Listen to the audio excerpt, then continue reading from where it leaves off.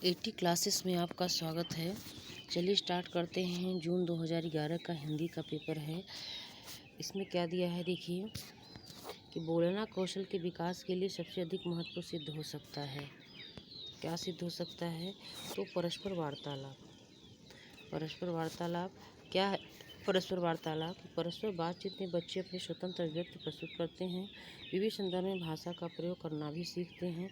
अतः यह मौखिक कौशल के विकास के लिए अधिक महत्वपूर्ण सिद्ध हो सकता है। और देखिए, भाषा अर्जन और भाषा अधिगम के संदर्भ में कौन सा कथन सही नहीं है? सही नहीं कहा है, ध्यान दीजिए। तो ये आपके 3 ऑप्शन आपके इसमें सही हैं, लेकिन रोजगार प्राप्त करने के लिए ही भाषा सीखी जाती है। ये ऑप्शन कहने का मतलब गलत होने के कारण यहाँ पे सही है। अब देखिए इसका सॉल्यूशन क्या है।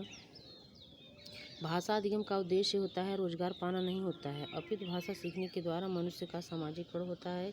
यदि मनुष्य एक से ज़्यादा भाषा को सीखता है तो उसके सामाजिकरण का दायरा उसी प्रकार बढ़ जाता है। अब देखिए, विशेष क्षमता वाले बच्चों की कक्षा में लेखन कौशल के अभ्यास के लिए महत्वपूर्ण क्या है? विचारों की मौलिकता। क्या है? विचारों की मौलिकता। अब देखिए इसका सॉल्यूशन क्या है कि विशेष क्षमता वाले बच्चों को लेखन कौशल के विकास के लिए ऐसे अभ्यास का निर्माण किया जाना चाहिए जिसमें वे अपने विचारों की मौलिकता प्रस्तुत कर पाए। इसके लिए उन्हें किसी घटना या विषय पर अपनी राय या लिखने का कार्य किया जाना जा सकता है। अब देखिए, भाषा शिक्षण में सहायक है निदानात्मक और उपचारात्मक कार्य। भाषा शिक्षण सहायक है निदानात्मक उपचारात्मक कार्य। इसमें देखिए कि भाषा शिक्षण में निदानात्मक उपचारात्मक शिक्षण द्वारा बालकों की भाषा सीखने में होने वाली समस्या का पता लगाकर उसका समाधान किया जा सकता है। अतः यह भाषा शिक्षण में सहायक विधि होती है।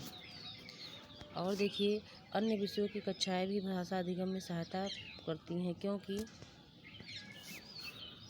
अन्य विषयों को पढ़ने पर वैविध्यपूर्ण भाषा प्रयोग के अनेक अवसर उपलब्ध होते हैं।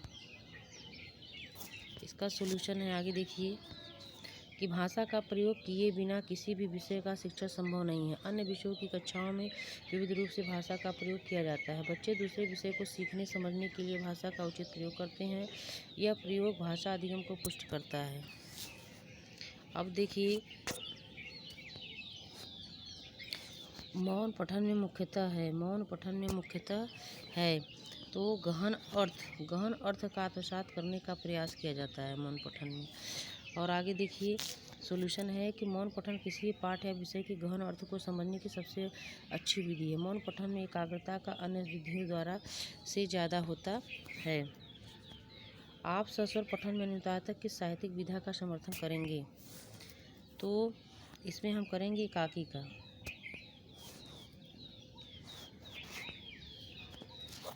एकाकी पढ़ते वक्त यदि सस्वर वाचन का प्रयोग किया जाए तो एकाकी शिक्षण को रोचक बनाया जा सकता है। शिक्षक सस्वर पठन द्वारा एकाकी का मंजन कराकर भाषा की कक्षा को प्रभावशाली बना सकता है। एकाकी पढ़ने का सबसे अच्छा तरीका है बच्चों से अलग अलग पात्रों के संवाद पढ़वाया जाए, फिर एकाकी का मंचन किया जाए।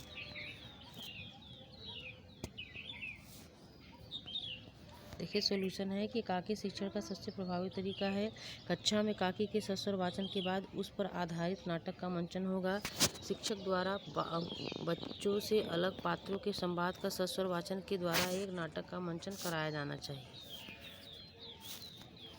समावेशी शिक्षा के संदर्भ में भाषा शिक्षण के लिए अनिवार्य है क्या है?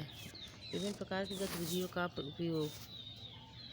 इसका सॉल्यूशन देखिए, समावेशी कक्षा में शिक्षक करते वक्त बच्चों की क्षमताओं का विशेष ध्यान रखना चाहिए। इन क्षमताओं को ध्यान में रखते हुए शिक्षक को कक्षा में उचित गतिविधियों का प्रयोग करना चाहिए ताकि प्रत्येक बच्चा विषय वस्तु को भलीभांति समझ सके।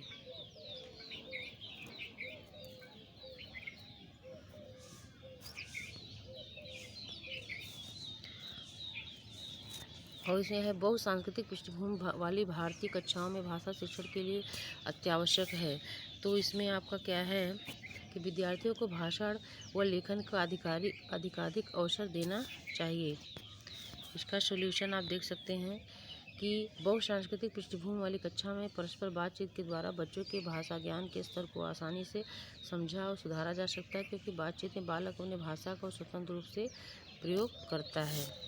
अब इसमें 150 है कि हिंदी भाषा में सतत व्यापक मूल्यांकन करते समय आप किस बात पर विशेष ध्यान देंगे? विभिन्न संदर्भों में भाषा प्रयोग की कुशलता। इसका सॉल्यूशन है कि हिंदी भाषा में सतत और व्यापक मूल्यांकन करते समय इस बात का मूल्यांकन किया जाना चाहिए कि बच्चा विभिन्न परिस्थितियों या संदर्भों में भाषा का कितना कैसा प्रयोग कर रहा है।